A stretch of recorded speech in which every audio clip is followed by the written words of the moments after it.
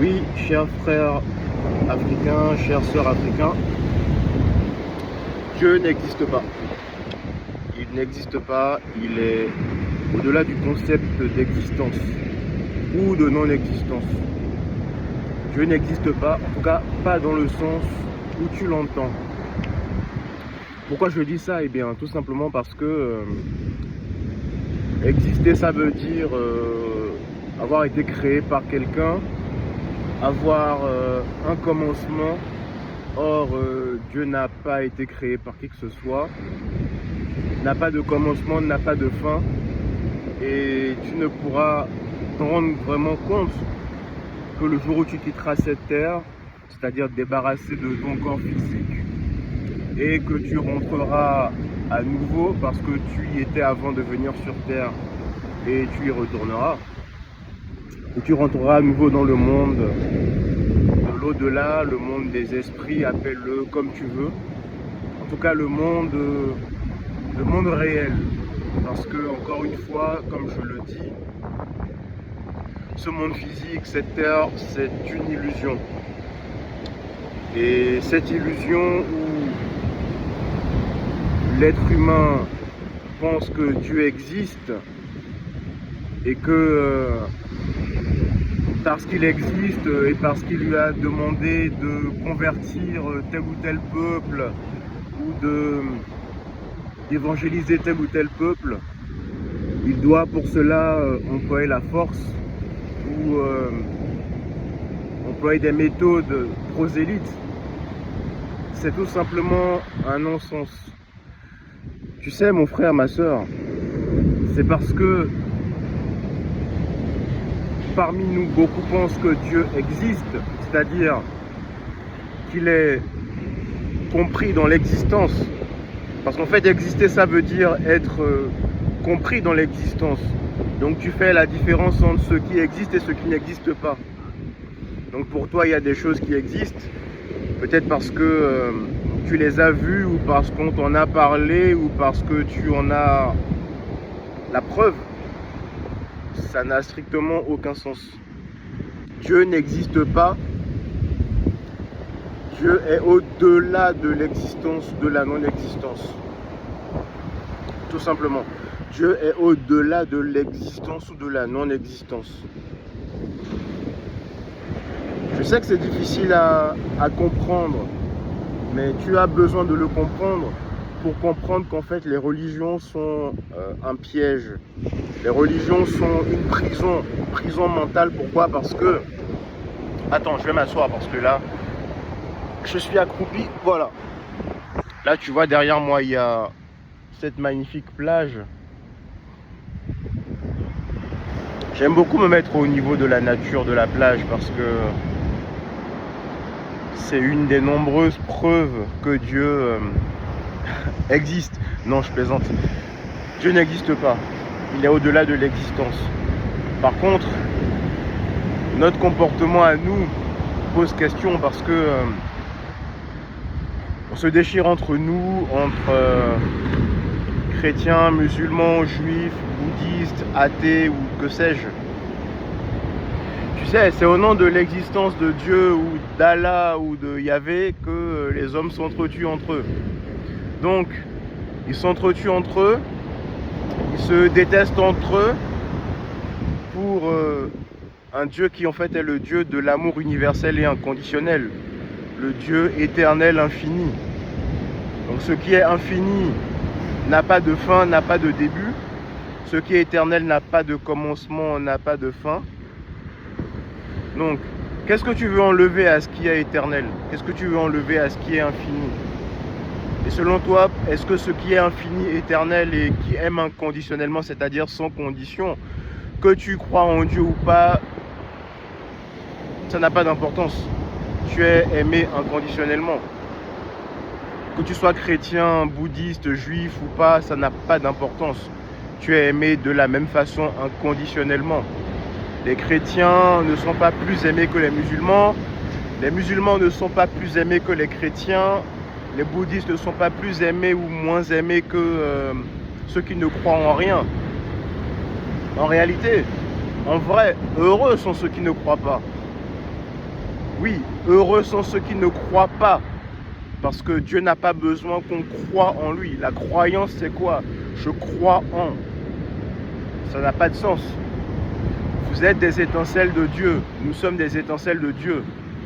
Nous sommes des émanations de Dieu. Qu'on y croit ou pas, parce que le séjour sur terre est fait d'oubli. Parce qu'on vient dans ce monde en oubliant qui nous sommes. Justement, le but d'être ici sur terre, c'est de redécouvrir qui on est. De redécouvrir notre vraie nature, notre vraie essence. C'est ça le but de l'incarnation. Donc jeune Afrique, jeune Africain, jeune Afrique, quel lapsus révélateur. Jeune Africain, jeune Africaine, ne perds pas ton temps dans la religion. Tu n'en as vraiment pas besoin. C'est comme si je te disais, ah mais tu sais, moi prêtre, moi imam, tu dois passer par moi, hein. Tu dois vraiment passer par moi pour te rapprocher de Dieu, parce que sans moi, tu ne peux pas aller à Dieu. Ah oui, oui. Dieu ne te parle pas directement, Dieu ne te parle pas à travers ton propre cœur, non. Dieu demande et exige que tu viennes à l'église, à la mosquée, à la synagogue. Parce que si tu ne viens pas à l'église, à la mosquée ou à la synagogue, tu ne peux pas avoir accès à Dieu. Ah oui, oui, oui, oui, oui. Ah oui. Et Dieu a besoin que tu sois bien habillé, que tu portes de beaux habits le dimanche, bien parfumé, bien repassé. Si tu ne fais pas ça, Dieu ne t'aime pas, il va te détester, il va te maudire, il va te haïr. Quand tu prends 2 secondes et que tu t'assieds, que tu réfléchis à toutes ces bêtises, tu te rends compte que ça n'a aucun sens. Combien de religieux ou prétendus religieux, prétendument religieux et hommes saints, hommes soi-disant saints ou hommes d'église ou que sais-je, ou hommes de mosquée ou hommes de synagogue, combien ne sont pas pris la main dans le sac la nuit ou même parfois le jour, en train de nouer des pactes ou des alliances avec des entités des ténèbres diaboliques. Combien sont pris en train de céder au plaisir de ce monde. Quand tu réfléchis à tout ça, tu te rends compte que en Afrique, nous nous sommes perdus et nous continuons à nous perdre dans la religion. Nous continuons à nous perdre à fond dans la religion. Nous remplissons les églises du matin au soir, nous remplissons les mosquées du matin au soir. Certains même enfants perdus d'Afrique, enfants égarés de l'Afrique, engloutis dans les ténèbres, enfoncés au plus profond des ténèbres, prennent les armes pour tuer leurs semblables au nom de Dieu ou d'Allah. Voilà à quoi nous en sommes réduits aujourd'hui. Frères d'Afrique, sœurs d'Afrique, tu ne vas pas mourir et aller t'endormir dans un monde de purgatoire ou que sais-je en attendant le jugement dernier. Ça ne va pas se passer comme ça. Aujourd'hui, tu as Internet et quand je te donne les mots-clés d'expérience de mort imminente, EMI, d'au-delà, tu peux faire des recherches sur Internet et chercher, regarder ce que les gens disent. Des millions de personnes ont fait des expériences de mort imminente et ont ramené des messages extrêmement puissants et bienveillants. La seule chose qui te reste à faire aujourd'hui, c'est de te reconnecter au divin qui est en toi, sans intermédiaire de prêtre, d'imam ou de pasteur. Oh mon Dieu, les pasteurs et leur église, oh mon Dieu. On va refaire une vidéo par rapport à ça pour parler du phénomène des pasteurs. Ces pasteurs qui, comme vous le savez, embrigadent des millions et des millions de personnes, d'Africains, dans des bêtises. Et beaucoup de ces pasteurs nouent des alliances avec des entités maléfiques, démoniaques, et prennent des pouvoirs occultes pour vous faire, soi-disant, voir des miracles qui n'en sont pas, en fait. Des miracles qui n'en sont pas. Vous savez, on pourrait parler toute la journée du phénomène des religions, mais nous allons laisser ça de côté et nous concentrer sur l'essentiel, à savoir le combat de libération de l'Afrique et des Africains. Car oui, la religion nous embrigade, la religion nous aliène, nous envoie en arrière. Et dire cela, ce n'est pas insulter la religion, ne vous en déplaise. Les religions ont été créées par les hommes et les religions seront détruites, anéanties, disparaîtront avec les hommes, par les hommes. D'ici 1000 ans, tout au plus, les religions vont disparaître. C'est une certitude. Les religions vont disparaître car peu à peu la conscience de l'homme, la conscience sur terre s'élève. Les hommes deviennent de plus en plus conscients, malgré ce qu'on peut voir, car les ténèbres ne veulent pas lâcher l'affaire, mais ils ont déjà perdu de toute façon.